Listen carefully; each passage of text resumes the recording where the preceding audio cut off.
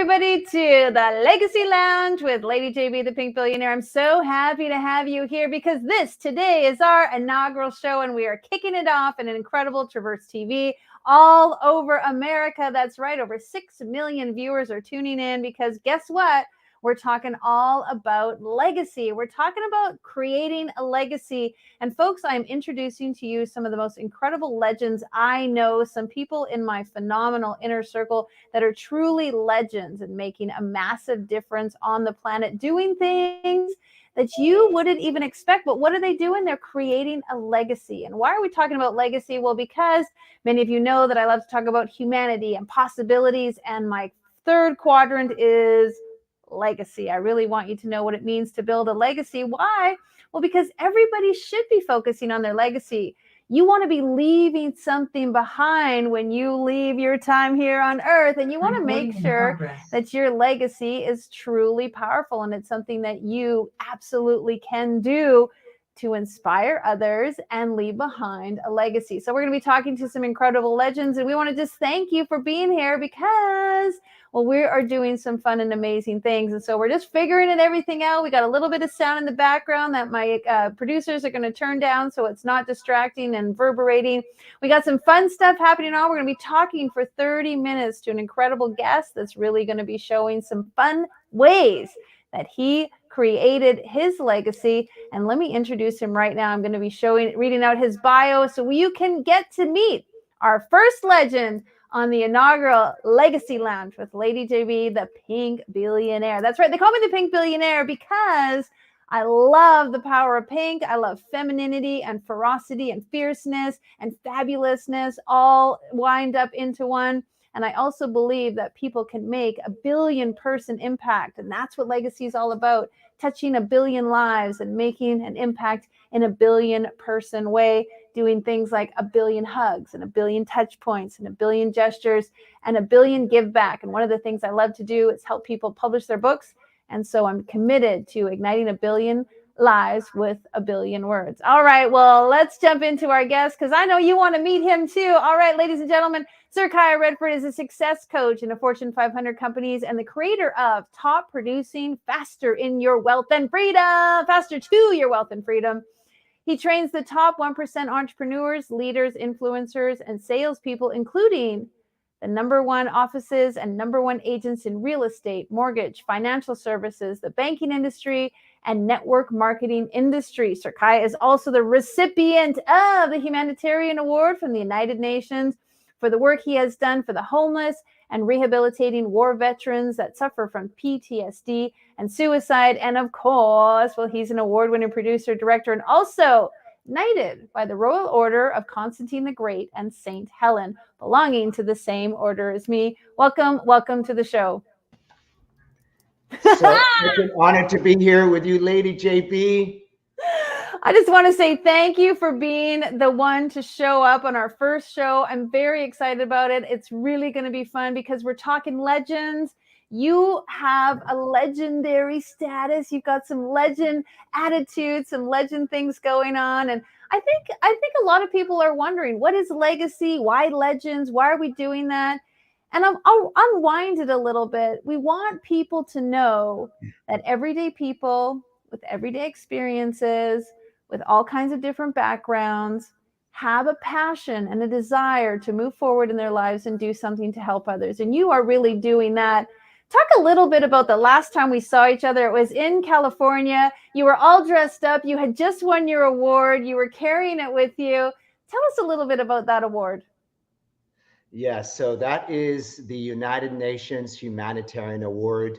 I've been working for many, many years to make a difference in people's lives, doing a lot of humanitarian work. Started with directing and producing a documentary back in the day, 2004, quite a long time ago, called Homeless in America. We filmed it here in Los Angeles on Skid Row in downtown LA, and then we went to New York, and just really helping bringing awareness to the plight of the homeless issue. A lot of people stereotype the homeless and think that they're, just one situation or one problem that leads to that. And there's really so many different avenues that people find themselves in that predicament.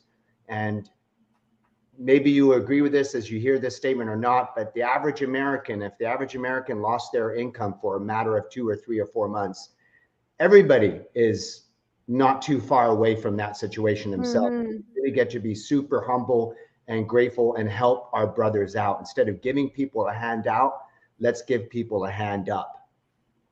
Yeah, So really what that's wonderful. about. And then a large population in the homeless community are veterans, right? Veterans that have literally put their lives at risk for our freedom, and they come back, and then they come back with brain disorders and PTSD, post-traumatic stress disorder, and they have major issues, and then that creates relationship issues at home with their spouses and their kids, and then divorces happen, and then next thing you know, they're on their own and they're not able to hold a job, and then they go to the VA, and then they get these drugs, and then these drugs, which are supposed to help them, they have all these other side effects, and as a result, it becomes a downward spiral. And that downward spiral ends up where a lot of them are homeless. And then, of course, California, where I live, the climate is a lot more conducive to people that are sleeping on the streets, certainly than Chicago or New York. So they migrate to the West. So we have a major homeless issue. So my purpose in life is, yes, I'm a success coach. Yes, I work with and coach Fortune 500 companies. But my greatest goal is by reaching those companies, the movers and the shakers, the billionaires, the companies that run the world, the corporations run the world, and help them, yes, achieve their goals, and yet help them connect from their heads to their hearts, help them connect to the philanthropy and the humanitarian work, because I truly believe that, the whole idea of Ubuntu, if you've heard this story, most people have. In Africa. No, tell me. I haven't heard it. Oh, okay. There's a little delay on here. Maybe it's just StreamYard, but I'm not delaying on your end, am I? You sound good, and I know we've got a lot of different things playing, so you sound great on my end. Okay, yeah, there's a delay on what I see, but that's totally fine if it's great on your end. So a bunch of researchers went to Africa, and they brought some food, and they were helping out starving kids in Africa, and they brought some food, and they had a little fun exercise, like the Olympics. Let's do some sports. Let's do a relay. Let's do some running. And then they said, there's a race, and whoever wins this race, we're going to give you this extra thing, this extra sweet or this extra dessert. And these kids paused for a moment, chatted, and then they all grabbed each other's hands, and they literally ran together in unison in a line, and they crossed the finish line together. And when the researchers were kind of baffled that such young people in their 6s and 7s and 8s and 9s and 10s, what brought them to that thinking, they said Ubuntu. And they said, what is Ubuntu? They said, I am because we are. So what good is it for me to eat and to be well nourished if I know my brother or my sister is starving? And so I go back to Ubuntu for corporations.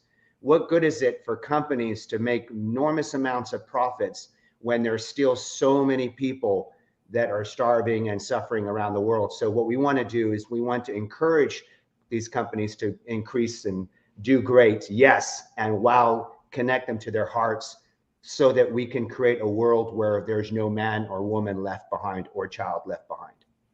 Amen to that. I really appreciate you saying that, because I think a lot of legacy makers and people who are at a higher level in potentially their success, they reach a point where the things that they have or the accolades or the achievements become less important than caring about the bigger collective and making sure that everybody has what they need. And I feel that that's a very common and beautiful trait among people who are creating legacy. And folks, if you want to be a legacy maker, write this down. Really caring about the collective and understanding that we're all need to be lifted up. That when the water rises, all the boats rise. And that's a really important differentiator when it comes to just people who want to make money versus people who want to build a legacy. And I really value that. I'm sure some people are asking, what was the thing about creating a documentary and building and making a movie? Because I'm sure people are like, how did you just do that? What was inside of you that realized you could just go and do that? Because a lot of people who want to build legacy feel like they need training, or they need it to be exact or perfect, or everything needs to be mapped out. Was there some part of you that just really wanted to do this out of inertia?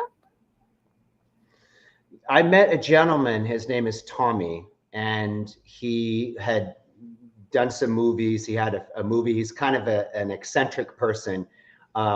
And he and I just chatted, and we just had this compassion for people that were suffering. And he had the cameras and the equipment, and we just kind of, honestly, this is such a great metaphor for life, because you think of the Nike quote, right, which is just do it.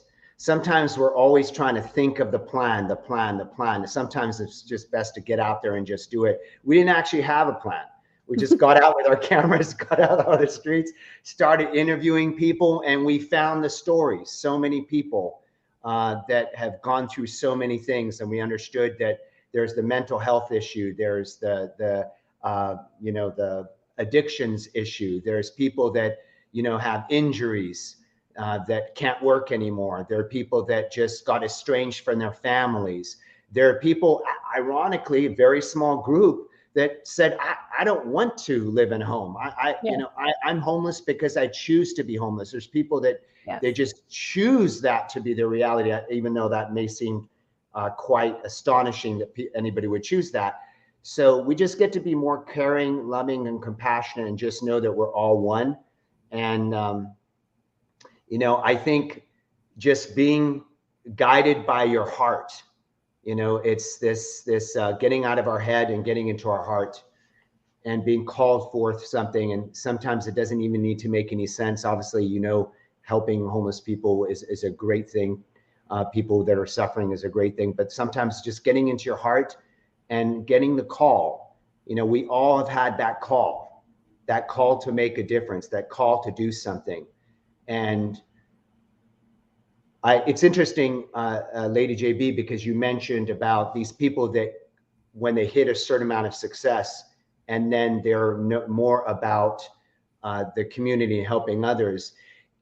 It's almost as if it takes a person to resolve their own finances, to get over their own hump, to get over their own, I'm a miracle-minded coach, personally trained and certified by Marianne Williamson, among being a neuroscience and neurolinguistic programming trainer, timeline therapy trainer, and all the other coaching tools. And in that book, there's so much that goes to help us to, be outward focused, right? To learn that only what we give to the community, only what we give to others will we ever receive ourselves. And then only what we're not giving, only what we're withholding from others, we're withholding from ourselves. Exactly. Because the unconscious mind, if we go in deep into the psychology of the mind, as I look through my own eyes, I can see, Lady JB, you're a woman, I'm a man. I can see a young person, an old person. I can see that we're separate human bodies, but the unconscious mind sees us all as one, takes everything personally. So when we have compassion and love and care for another person, that's how we see ourselves. When we lack compassion, care, and love for another person, that's also how we see ourselves, even though we may not realize it, could be a blind spot. And so it's all one thing. It's all really one thing. Being outward focused is inward focused as well. It's so true. My mom used to always say, like, what you see in others is what you have in yourself. And so when I would see someone else being rude or greedy or, all full of herself, my mom would say, you can't recognize something in someone else that you don't have in yourself. And that really made me suddenly think about all the times that I was judgmental or making opinions of other people. And at the same time made me realize, wow, I recognize someone as being really caring or really giving, or wow, I want to be like them and be able to be philanthropic, or I want to be able to be a humanitarian. I actually remember the one time I was on Dragon's Den and they were handing out money and shaking hands and making deals.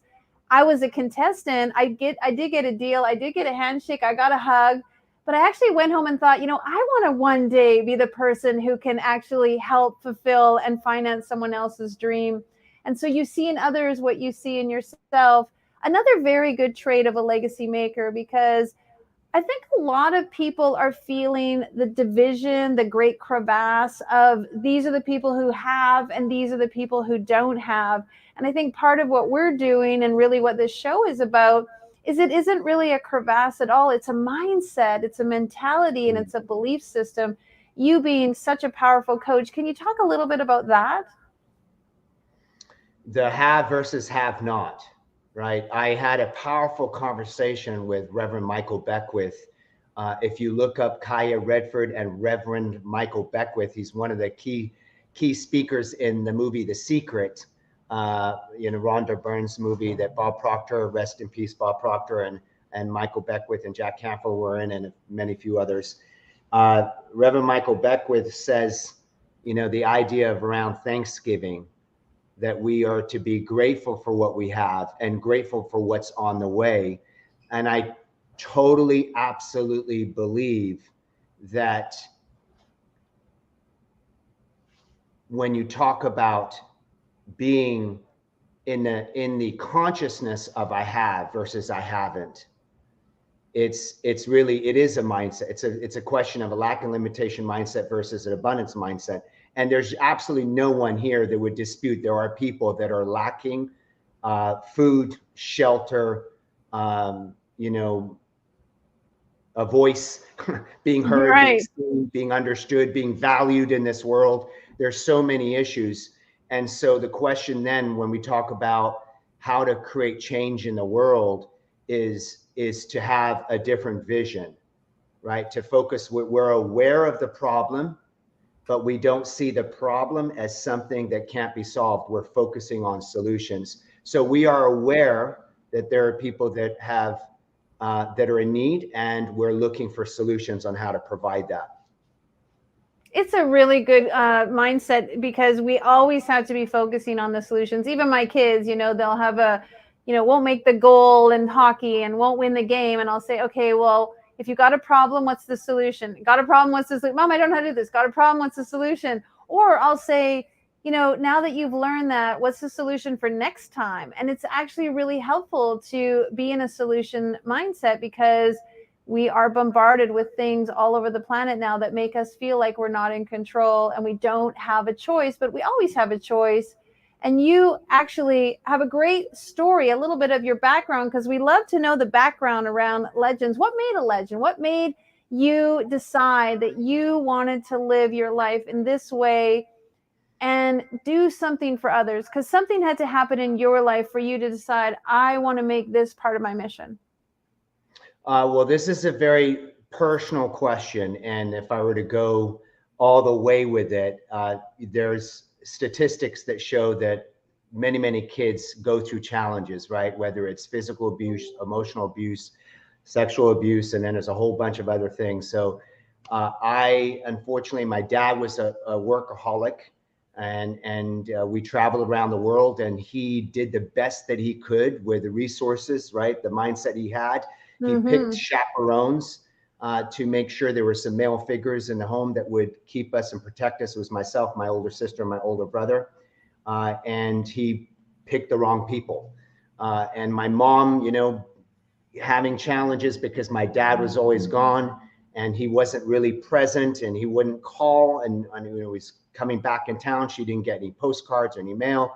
And she grew in this area of resentment, and then she ended up drinking. So I ended up with a father, a loving, incredible, generous man, but he was a workaholic, gone a lot.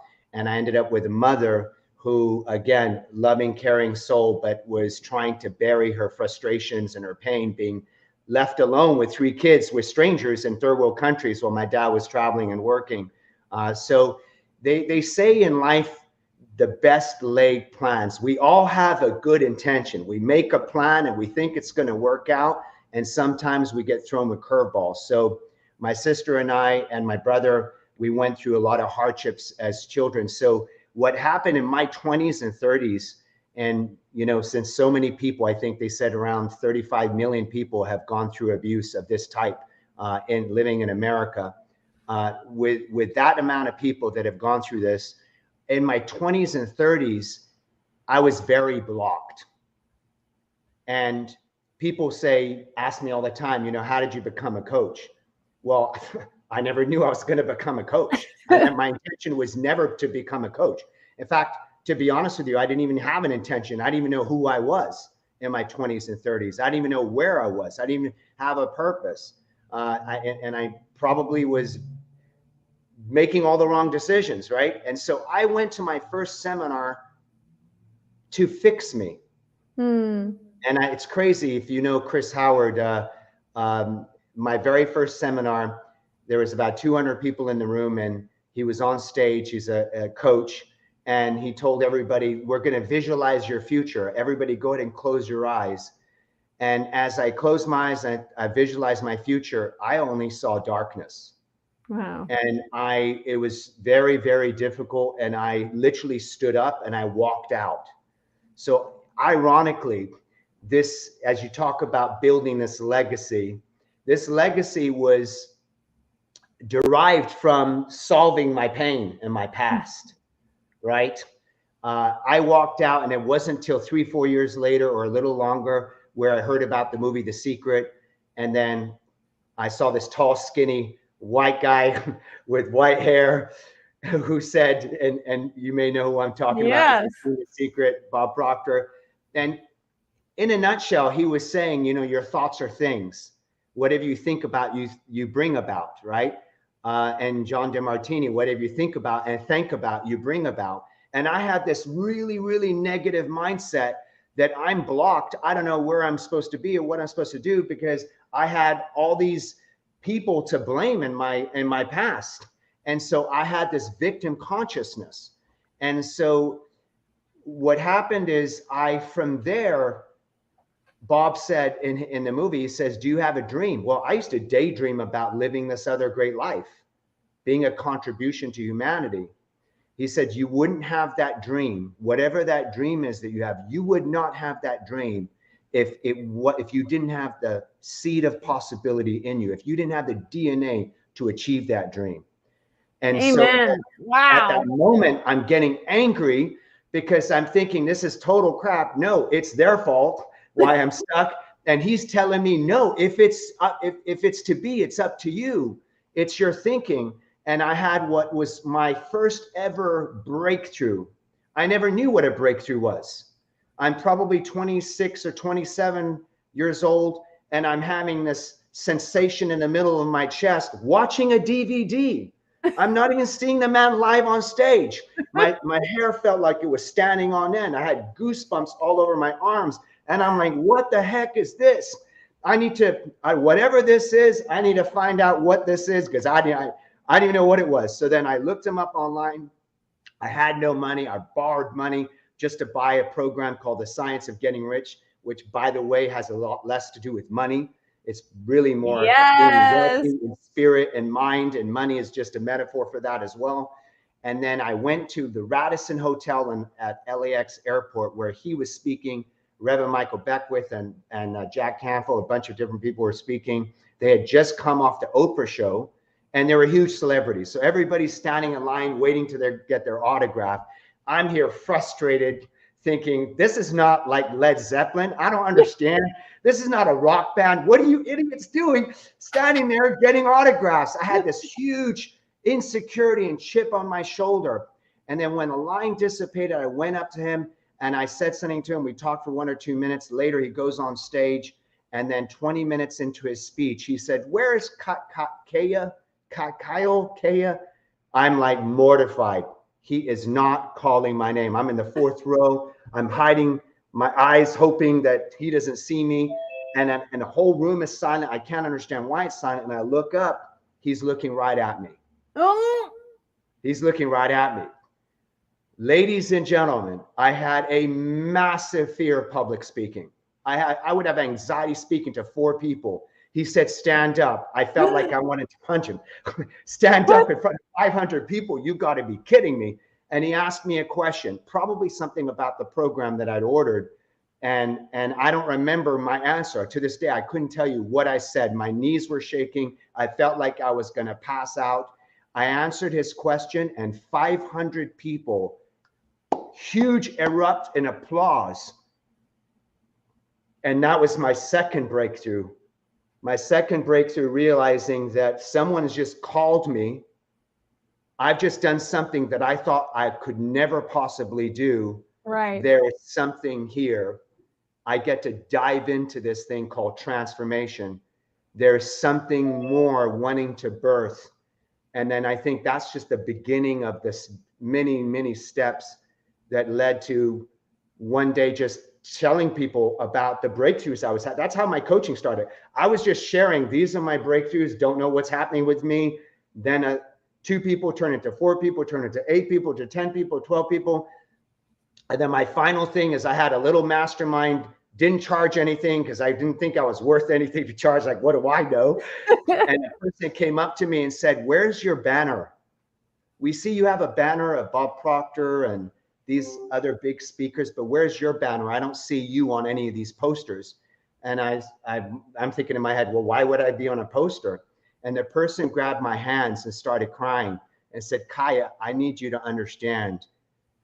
You are the one changing my life. It's not them. I think it's time you put your face on a poster. Wow. And that was the moment I realized, oh my gosh, through all of this crap that I went through, that so many people have gone through in this world, and this transformation, I think I have now finally found my calling in life, which is just, we could use a different word than save because that's a little religious, and I'm not trying to be religious, but I truly believe so many people are hurting. Yes. And saving them such that people have a life that's worth living. They're happy instead of miserable, happy. And so I just want to pay it forward. Wow. I absolutely love that story. You took me right there. I was right there with you. I could feel it. I know Bob Proctor, and so I know exactly what that moment felt like. But what I want to say is bravo that you did stand up. And you did step up. And right back to what you said before, you've got to go and do it. So folks, if you're listening to the show and you're sitting there watching and you're thinking, I don't know if I can do it, listen to Sir Kai. He has said you can do it. Just go do it. I will tell you all the legends you're going to see on the show as we go forward are going to talk about building a legacy one step at a time, one idea at a time, and pulling yourself forward so that you can achieve your goals.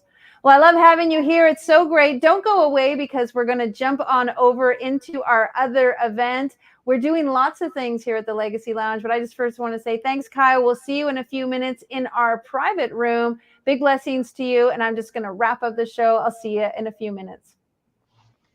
Well, the Legacy Lounge is designed for you to learn about how to grow a legacy. And why are we talking about that? Well, every little thing that you do can be legacy driven. You can be helping with your local baseball team. You can be building a treehouse for your kids. You can be starting a small business online. You can just be living your very best self. That legacy that you're creating is really what you want to be known for, and how people will remember you, and what will carry on in your memory as you move forward. That will actually be a ripple effect for other people. And so if you're interested in knowing more about our legends, you of course can come here every Thursday and watch them. You can see us on our extra channels. You can go to the legacylounge.life and find out more about what we're doing, because we're not just stopping here.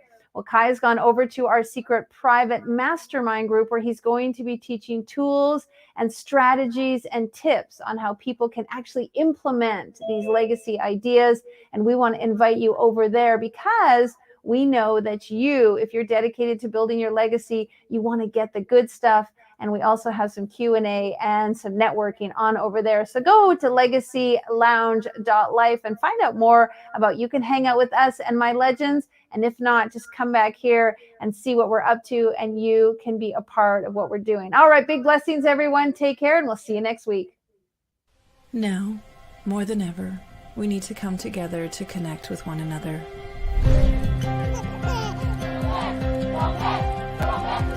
We need to feel the truth in who we are and let go of everything that's happened in the past. We need to empower every person on the planet and awaken hearts, enliven souls, come together, laugh, play, rejoice, connect, create, and love.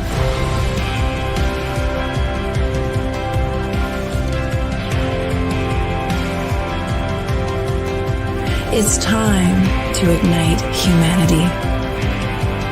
We want you to be a part of something that will impact the future for everyone. We want you to tell your story, share your Ignite moment, show people who you truly are.